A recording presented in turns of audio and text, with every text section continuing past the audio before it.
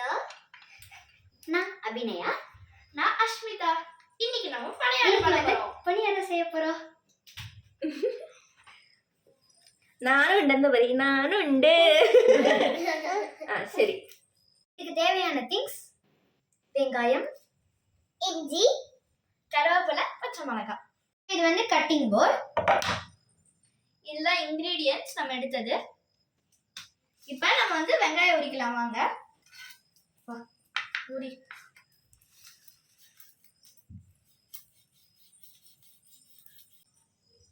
கருவேப்பிலை, மிளகா.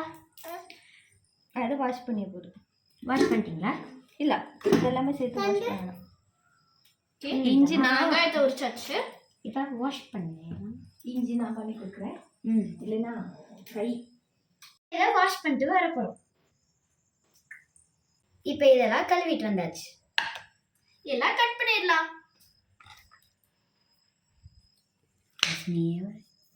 பார்த்து. இன்னொரு இது இருக்கா?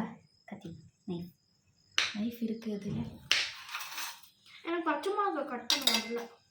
நான் பண்ணி கொடுக்குறேன். இதெல்லாம் நான் ஆனியன் கட் பண்றேன். பச்சை மிளகாய் வராது. எப்படி நான் கட் பண்றேன். இல்ல கை கை கை போடு. கை அந்த மாதிரி கட் பண்ண கூடாது. பச்சை மிளகாய் கட் பண்ண வரும். சரி சரி. இப்படி நான் இதெல்லாம் கட் பண்ணி கொடுக்குறேன்.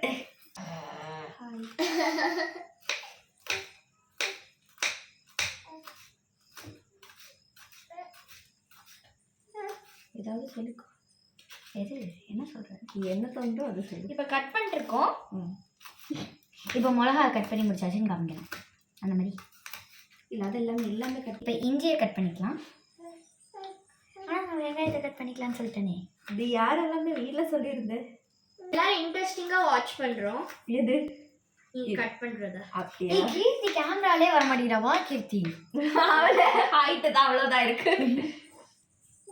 அடுத்து இப்போ வெங்காயத்தை கட் பண்ணிக்கலாம்.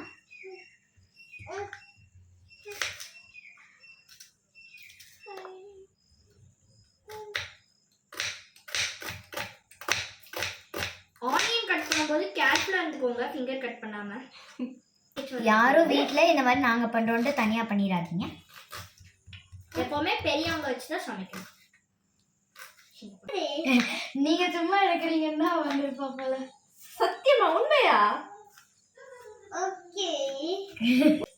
இந்த மாதிரி ஷார்ப்பான கத்திலாம் நீங்கள் மட்டும் குழந்தைங்களாம் தனியாக வீட்டில் யாரும் இருக்காத முதல்ல எடுக்காதீங்க. இதெல்லாம் ரொம்ப ஆபத்தானது. எப்பவுமே ரொம்ப குட்டியா கட் பண்ணாம மீடியமா கட் பண்ணிக்கணும். ஒரு கைண்ட் இன்ஃபர்மேஷன், நம்ம ஸ்டவ்ல பண்ண போறோம். சாரி. இப்போ கருவேப்பிலையை கட் பண்ணிக்கலாம். இல்லை கட் பண்ணிடுவீங்களா? பாதி தேவையான இன்க்ரீடியன்ஸ் எல்லாம் கட் பண்ணியாச்சு. இப்போ அதை அடுப்பில் போட்டு வதக்கிக்கலாம். இதில் வெங்காயம், கருவேப்பிலை, மிளகா, இஞ்சி சொன்ன மாதிரியே இதில் கட் பண்ணி வச்சாச்சு. இப்போ பேனை வச்சுக்கலாம். இப்போ அடுப்பு ஆன் பண்ணியாச்சு. ஹீட் ஆக்கிக்கலாம்.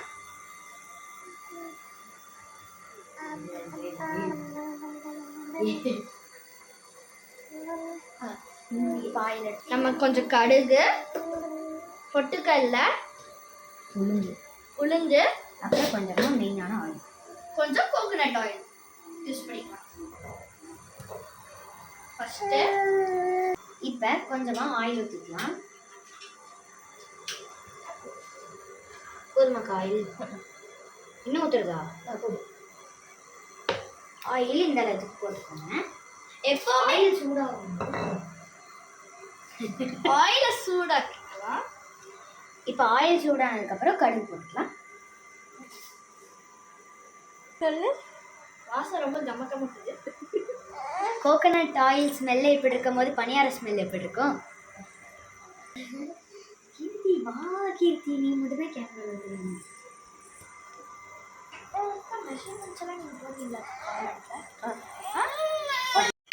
கொஞ்சம் கடுகு போடலாம். கடுகு போடும்போது பார்த்து இருந்துக்கோங்க, ஏன்னா இது ரொம்ப தெரிக்கும். போட்டுக்கலாம். டக்குன்னு போட தெரிக்கும். இந்த மாதிரி ஸ்பூன்ல பொட்டுக்கடலை ஒரு ஸ்பூன் போட்டுக்கலாம். இப்போ பொட்டுக்கடலை எடுத்தாச்சு. போதுமாக்கா?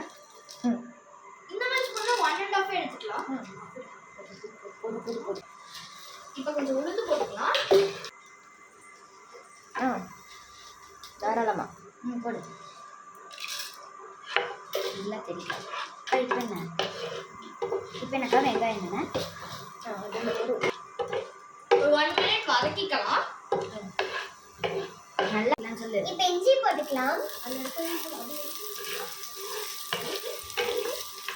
அடுத்துக்கா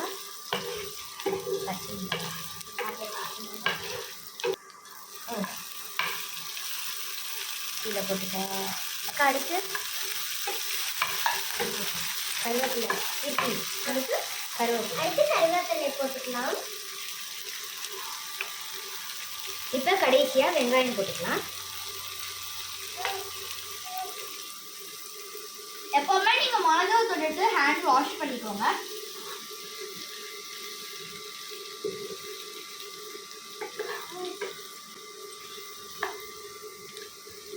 ஓகே, இப்போ நல்லா வதக்கி விட்டுக்கலாம்.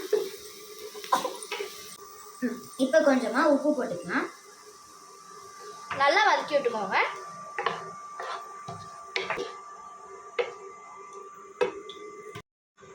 இப்போ கொஞ்ச நேரம் வதக்கிட்டு அப்படியே அது கொஞ்ச நேரத்துக்கு விட்டுறணும்.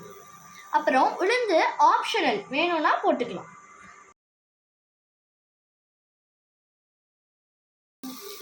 நல்லா வாசனை வருது. இப்போ கொஞ்சம் கொஞ்சமாக நம்மளுக்கு வந்து கோல்டன் ப்ரௌன் கலரில் வந்திருக்கு. பார்த்தீங்கன்னாவே தெரியும். இப்போ கொஞ்சம் கொஞ்சமாக நல்லா கோல்டன் கலரில் வர ஆரம்பிச்சிருச்சு. நல்லாவே வாசனை நல்லா கமகமக்குது. நல்லா கோல்டன் ப்ரௌன் வரணும். அதுக்குன்னு ரொம்ப நேரம் அப்படியே விட்டுறாதீங்க, அப்புறம் கருகிடும். நல்லா கோல்டன் ப்ரௌன் கலரில் வந்தோடனே நீங்கள் ஸ்டவ் ஆஃப் பண்ணிக்கலாம். நீங்கள் எலக்ட்ரிக் ஸ்டவ்வில் தான் பண்ணணுன்ட்டு இல்லை, நீங்கள் நார்மல் ஸ்டவ்வில் கூட பண்ணிக்கலாம். இதே எங்கள் ஃபர்ஸ்ட் டைம் இந்த வீடியோவில். நாங்கள் வந்து இப்போ மிளகாப் பொடி கொஞ்சமாக போடுறோம். நீங்கள் வேணா போட்டுக்கோங்க. இல்லைன்னா வேணும்.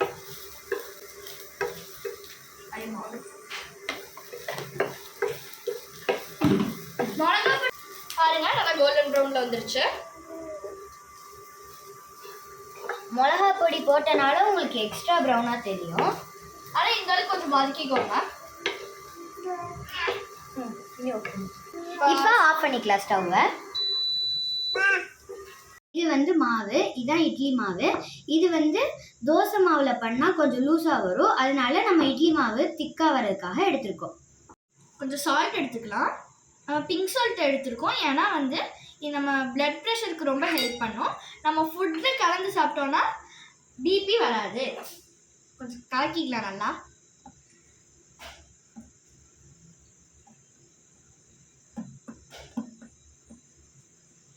நல்லா அந்த பிங்க் சால்ட் மிக்ஸ் ஆகிற வரைக்கும் நம்ம இதை மிக்ஸ் பண்ணோம். இப்போ ஆல்ரெடி நம்ம வதக்கி வச்ச இதை போட்டுக்கலாம். இதையும் சேர்த்து நல்லா மிக்ஸ் பண்ணிக்கோங்க.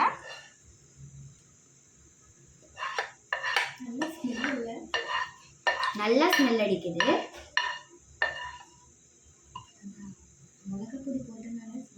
வாசம் நல்லா கமக்குது. நல்லா மிக்ஸ் பண்ணி விட்டுக்கோங்க.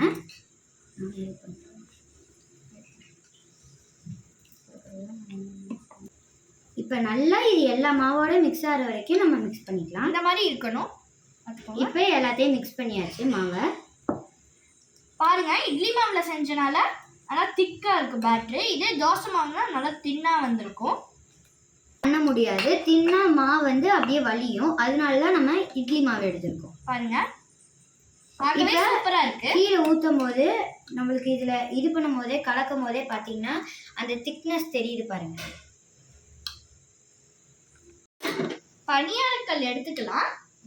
இது வந்து மலையாளத்தில் உண்ணியப்ப சட்டின்னு சொல்லுவாங்க. இப்போ அடுப்பு ஆன் பண்ணிக்கலாம். இதுக்கு தனியாக பண்ணக்கூடாது. இப்போ பனியாரக்கல்ல வச்சுக்கலாம். நாங்கள் வந்து பேரண்ட்ஸோட ஹெல்ப்போட தான் பண்ணுறோம். நீங்கள் தனியாக சின்ன குழந்தைங்க பண்ணாதீங்க. இப்போ கொஞ்சம் தேங்காய் ஊற்றிக்கலாம்.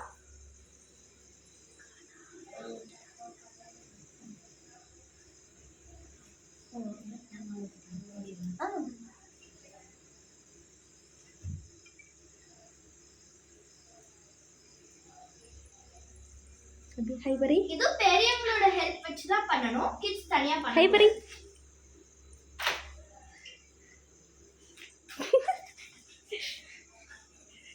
ஆயில் கொஞ்சம் காயணும். இந்த ஆயில் காஞ்சதுக்கு அப்புறம் தான் நம்ம மாவு ஊற்றணும். இப்போ மாவு எடுத்து பேன்ல ஊற்றிக்கலாம்.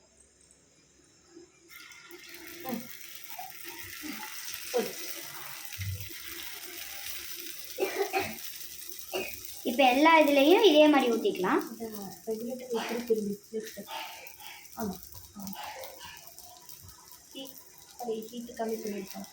இப்போ கொஞ்சம் ஹீட் கம்மி பண்ணிக்கோங்க.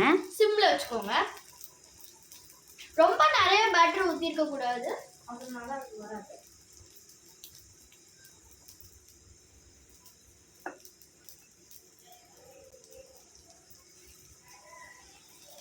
இந்த மாவு ஊற்றுறது கூட நீங்கள் தனியாக பண்ணக்கூடாது, ஏன்னா எண்ணெய் தெரிச்சா கூட கையில் சுட்டுரும்.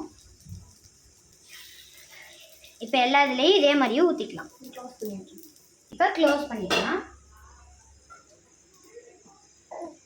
இப்போ இது கொஞ்ச நேரம் வேகட்டும், அது வரைக்கும் நம்ம வெயிட் பண்ணலாம்.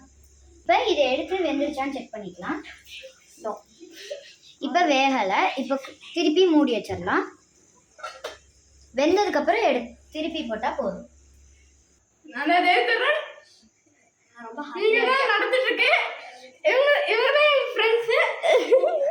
இப்போ ஓப்பன் பண்ணி பார்த்துக்கலாம்.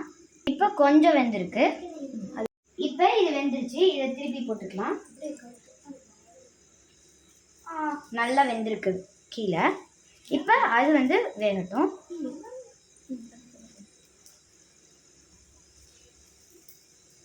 இப்போ இதே மாதிரி எல்லாத்தையும் திருப்பி போட்டுக்கலாம். நம்ம ஃபர்ஸ்ட் ஊத்துனதே எப்பவுமே திருப்பி போட்டுக்கோங்க, இல்லாட்டி கருகிரும். எப்பவுமே சென்டர்ல இது பண்றத ஃபர்ஸ்ட் இது பண்ணுங்க. அவுட்ல கிறிஸ்பியா இருக்கும், உள்ள நல்லா சாஃப்டா இருக்கும். இப்போ நம்மளால கொஞ்சம் முடியலனால அக்கா இப்போ திருப்பி போடுறாங்க கொஞ்சம். இப்போ இதை எடுக்கலாம். இப்போ இதே மாதிரி எல்லாத்தையும் எடுத்துக்கலாம்.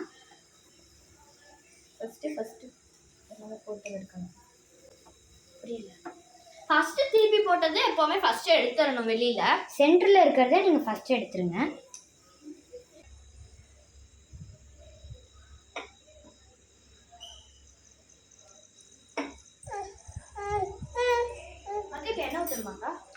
இப்போ ஃபர்ஸ்ட் செட்டோட பணியாரம் அழகா வந்துருச்சு. ஸ்மெல்லும் சூப்பரா இருக்கு, சாஃப்டா கிரன்ச்சியா இருக்கு. இப்போ மாவை ஊற்றிக்கலாம். இது செகண்ட் செட்.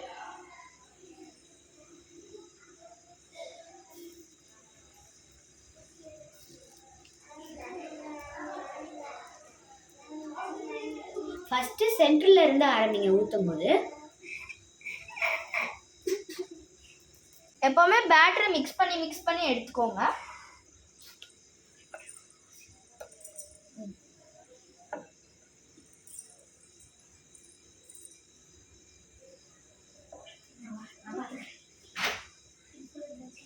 இப்போ இதே மாதிரி எல்லாத்தையும் எடுத்து ஊற்றிக்கோங்க. ஒரு இது ஊற்றும் போது மாவை நல்லா கலக்கி விட்டுக்கோங்க. க்ளோஸ் பண்ணிக்கலாம். நம்ம ட்ரெஸ்ல கரப்படாம இருக்கிறதுக்கு நம்ம ஏப்ரான் போட்டுக்கலாம். வாங்க செக் பண்ணலாம். இன்னும் கொஞ்சம் ரெடி ஆகணும். மாவெல்லாம் மேலே புஃப்னு வந்தால் ரெடி ஆயிடுச்சுன்னு அர்த்தம். இப்போ கொஞ்சம் நேரம் வெயிட் பண்ணலாம், அது வேகிற வரைக்கும். இப்போ நம்ம வேகிற வரைக்கும் வெயிட் பண்ணலாம் கொஞ்ச நேரம். நல்லாவே ரெடி ஆயிடுச்சு. இப்போ நல்லா திருப்பி போட்டுக்கலாம்.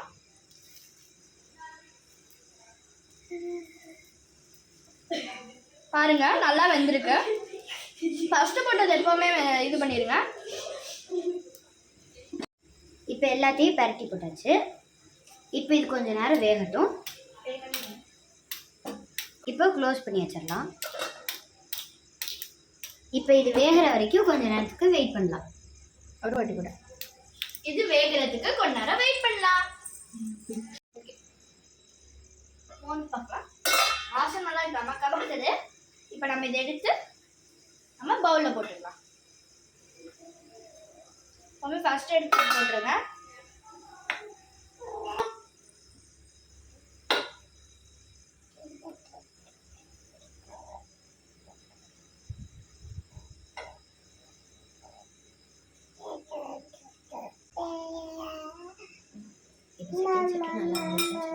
இப்போ நல்லா செகண்ட் செட் நல்லா வந்துருச்சு.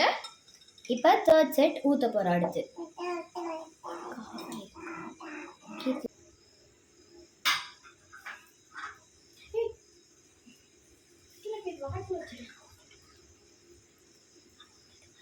இப்போ நம்ம மாவை நல்லா கலக்கி விட்டு எடுத்துக்கலாம். எப்போவுமே ஞாபகம் வச்சோங்க, ஒரு ஒரு குழிக்குள்ள ஊற்றும் போது நல்லா கலக்கி விட்டுக்கணும். கலக்கி இப்போ அதே மாதிரி எல்லாத்துலேயும் ஊற்றிக்கலாம். ஃபர்ஸ்ட் செட் செகண்ட் செட் மாதிரியே.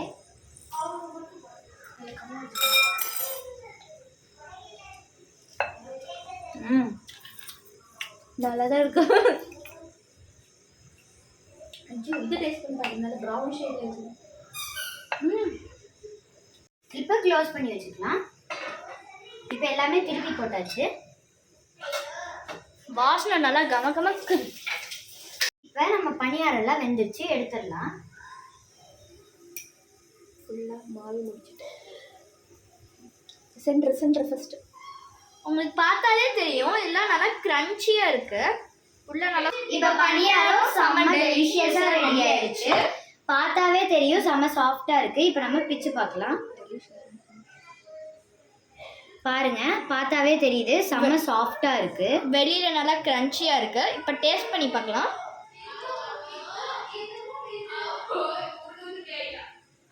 செம்ம டேஸ்டாக இருக்கு, டெலிஷியஸாக இருக்கு. இந்த மாதிரி ஜங்க் ஃபுட் சாப்பிட்றதுக்கு பதிலாக இந்த மாதிரி வீட்டிலேயே செஞ்ச ஹோம்மேட் பணியாரம் செஞ்சு சாப்பிடுங்க. ஹெல்த்தியான ஃபுட் சாப்பிடுங்க, ஜங்க் ஃபுட் சாப்பிடாதீங்க. மறக்காம லைக் பண்ணி ஷேர் பண்ணி சப்ஸ்கிரைப் பண்ணுங்க. பாய்.